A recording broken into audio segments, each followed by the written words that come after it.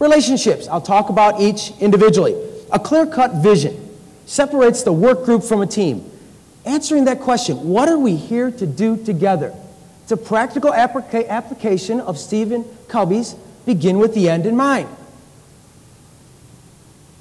I did some training at the State Department of the United States, team leadership training, and I'd never been to the State Department before. And I wanted to see the sites. I went to see the Vietnam Memorial and the Lincoln Memorial and the Washington Monument, and I was reminded of that great speech that leader gave in the Civil Rights Movement. Does anybody remember what that leader said or who that leader was? Dr. King. And what did Dr. King say? I have a dream. He didn't say, I've got an idea. Let's break up into a committee. Let's come up with a few goals and a strategy and reach some consensus around that. Not that it's not important, but it starts with a clear-cut vision. What are we here to do together? Peter Drucker was referenced earlier. Prolific business writer, business guru for years. He said the best way to predict the future is create it. Best way to predict the future is create it. The key with vision is involving people in that vision. Without involvement, there will be no commitment. Underline that, asterisk it, highlight it. Without involvement, there will be no commitment. I saw Colin Powell speak a number of years ago, and he said, you know what? Leaders have followers, even if only out of curiosity. Meaning you paint the picture that people want to align to, where their vision and mission align to your overall vision in the organization. That is the zone of peak performance. Ton of research to support that. So we get a clear-cut vision of what are we here to do together as it aligns to the overall organizational vision. Communication, I'll break it down in 5 areas. Number 1 on the list, clarity of expectations. We heard that. Clarity of expectations. The assumption that people are clear on expectations based on my experience is sometimes erroneous. Do a better job, be more loyal, be more committed, be a team player. What's that look like? Maybe different for everybody in the room. So we need to clarify expectations relative to the vision. Now, an example. Your kid brings home an F on a report card, right? What might you tell him? I don't know about you, but I might say, get your grades up, idiot, or whatever, I don't know, depending on the day. Now, next quarter, they bring home a D-. Did they do what you're asking them to do? I don't know about you, but I wouldn't grab one of my boys and say, that's my DNA, way to go, D-.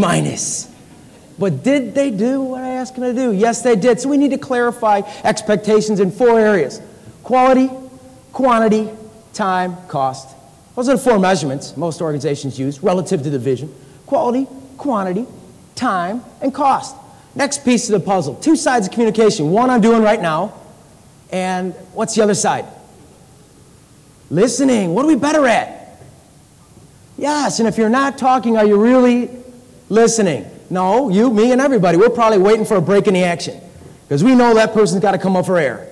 And when they do, we're going to launch into what we want to talk about. The best way to get folks to listen to you is to listen to them first, right?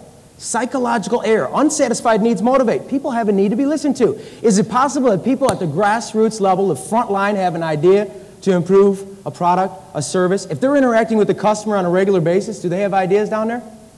Absolutely. If you've ever been involved in a quality circle program, team suggestion, employee involvement, ideas come from all over the place. So it's clarify expectations. You listen to people. Next piece, feedback.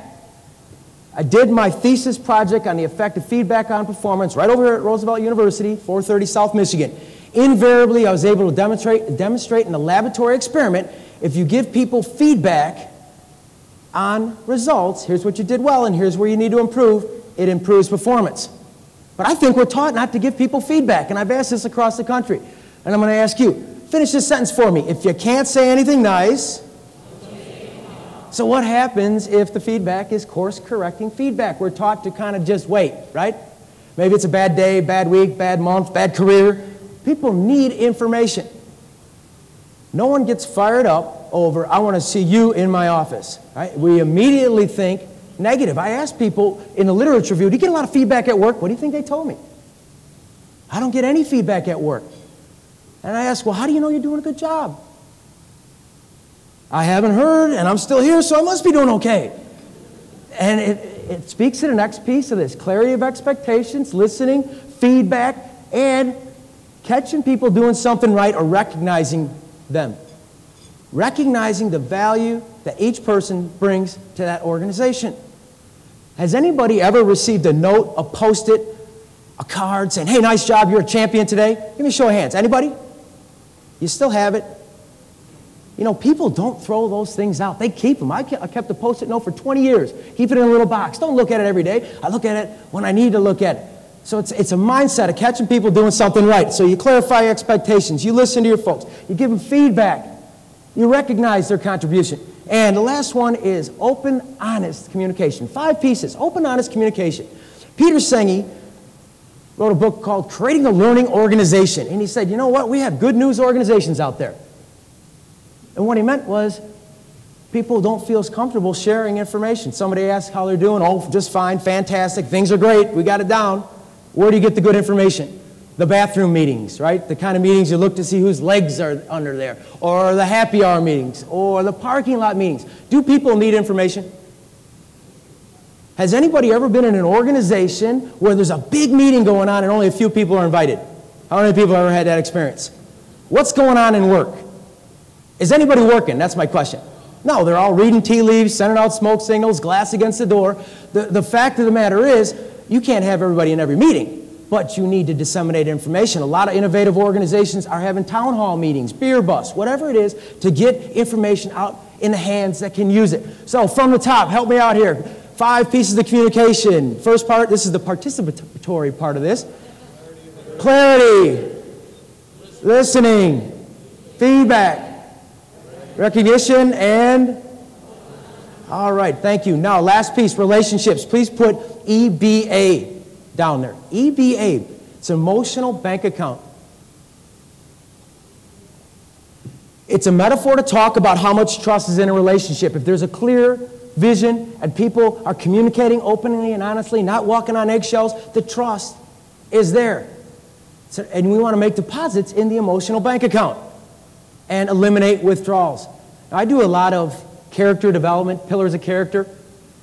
Character counts. Anybody familiar with that program in there? It's in a lot of the school systems. And I ask kids consistently, how do you build trust? And what do you think they tell me? Keep secrets. Consistently. They'll tell me keep secrets. Well, from a practitioner standpoint, you have to ask them, what do you mean? What kind of secrets are we talking about? And it's usually not a very big deal. It's, if I tell so-and-so I like so-and-so, my buddy, and I ask them not to say anything to anybody, they don't go to school and say anything. So what is that trustworthiness? Doing what you say you're going to do. It's the root of that whole emotional bank account. Now, I'm going to move to a close here.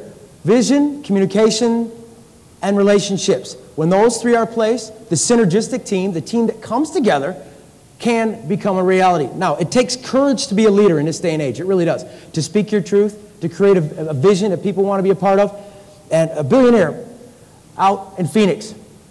He's got 1,500 acres, beautiful house, more land and money than he knows what to do with, and he throws a party, and he has a challenge for all his community members and all his family. And anybody who's courageous enough to accept the challenge and make it out alive, they can have everything he has. So he has this party and invites everybody he knows, and he says, I have a challenge for you. Anybody who takes it can have all my things, my possessions. I filled my pool full of alligators. And anybody who jumps in there and makes it out alive, you can have it. Everyone's like, well, that's silly. Let's go in the house and eat lunch. And all of a sudden, they hear a splash. And this guy's fighting for his life. And he's throwing alligators on top of alligators. And lo and behold, he makes it out alive. Everybody's astonished. The billionaire is absolutely flabbergasted, but he's a man of his word. He says, I've never seen such an act of courage. You can have my land, my house, my money. And the guy's breathing really heavy. He says, I want to know one thing. Who the heck pushed me in the pool?